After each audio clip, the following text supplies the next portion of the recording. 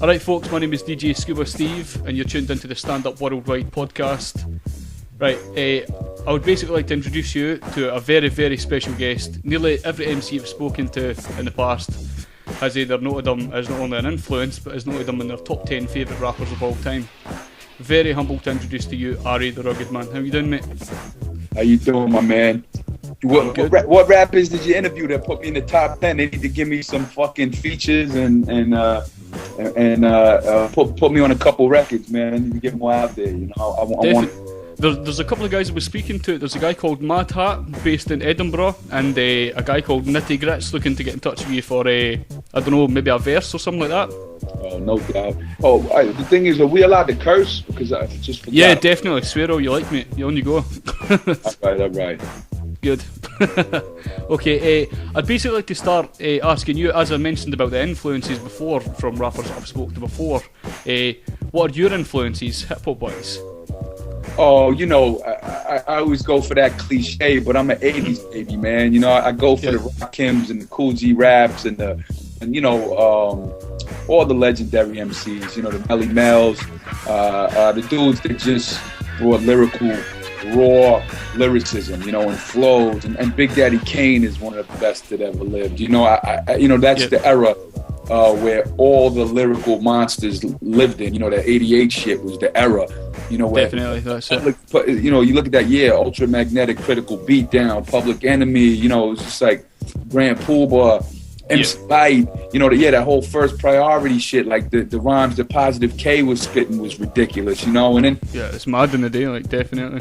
Yeah, Super Lover C and Casanova Rudd, I always bring them up, and there was just... Even if you go back to the Cold Crush, you know, you can look at the stuff they was doing, and they was a little before my time because I was just a young kid when I was probably 5 or 4 or born, you know, just born when them dudes was rocking. But I'll go see if Cold Crush performed in Harlem, you know, a couple months ago. I'll go see, okay, what's the Cold Crush doing? You know, I just love the history of hip hop.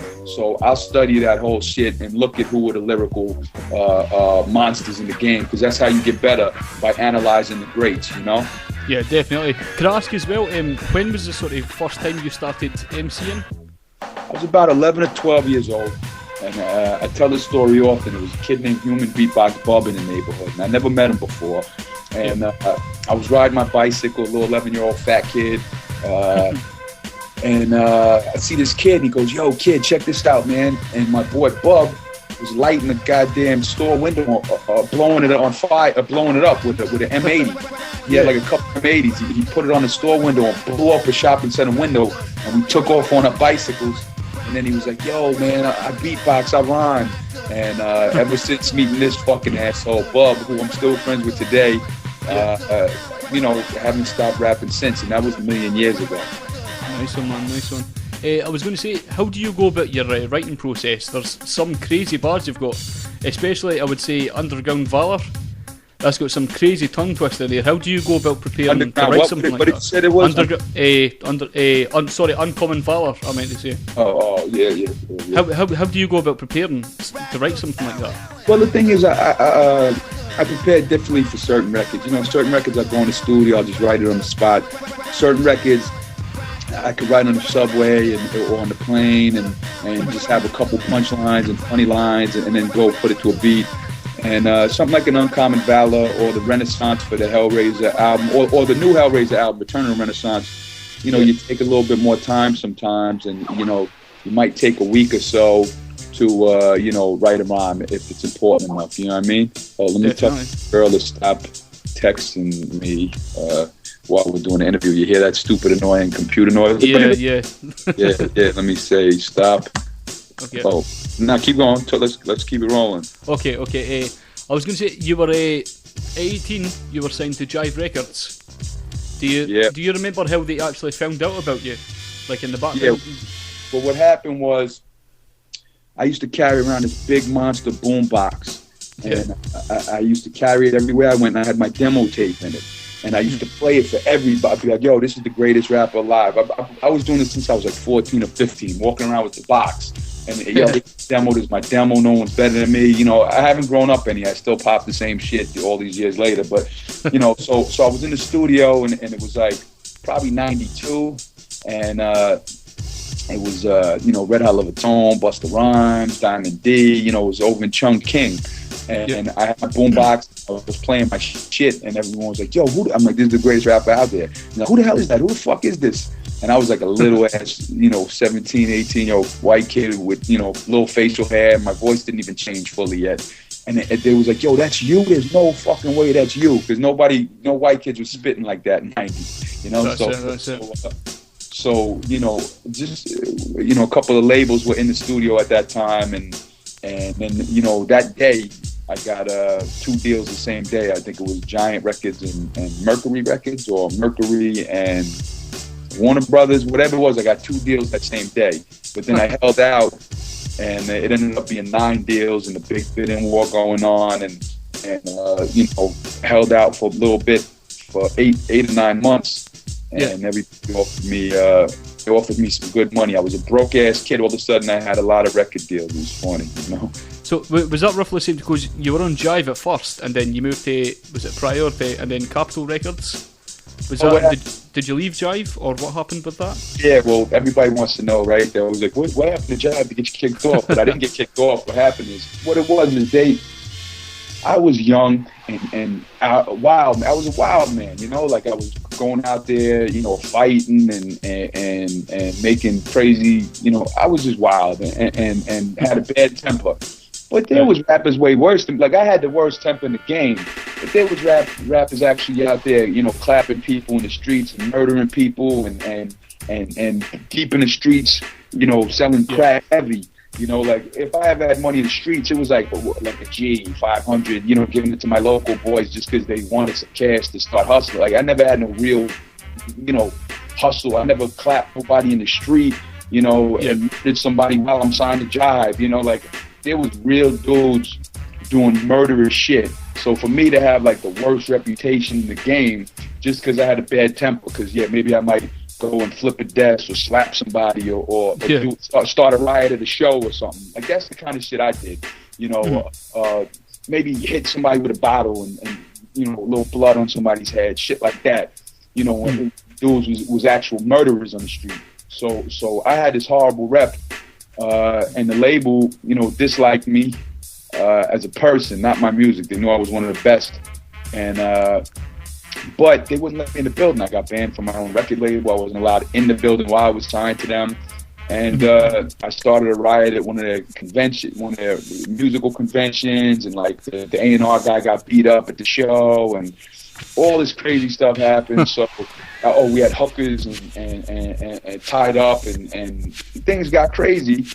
And I just decided, I said, look, let's set up a meeting with me and the label, so I could make sure that they don't hate my guts. Because right now, everyone at Jive, all the employees hate my guts. The only people that like me was the owner, who was Clive Calder, who had respect for me, and a couple people. So I said, let's have a meeting. I'll talk to, because the girls were writing letters saying that they were scared to be in the elevator with me, all of this wild shit. and meanwhile, they had murderers on the label, but I'm the one that they were all scared of. It is what it is, man. So things got too heated and a little bit crazy, and they wanted to put my record out, but they wouldn't, work with me or let me work with their staff. If I wanted to meet with the art department, I had to meet them at the diner around the corner from the building. So I demanded my release from the label. And they wouldn't let me go. They said, no, we have an album here. We spent a lot of money on it. These are little, problems that are within the label. We could fix them. And I said, fuck you. I'm not working for you no more. I don't want to be on a label that hates my guts. And, that's the rest is history. They kept me locked on the label for another 3 years or so, to spite me.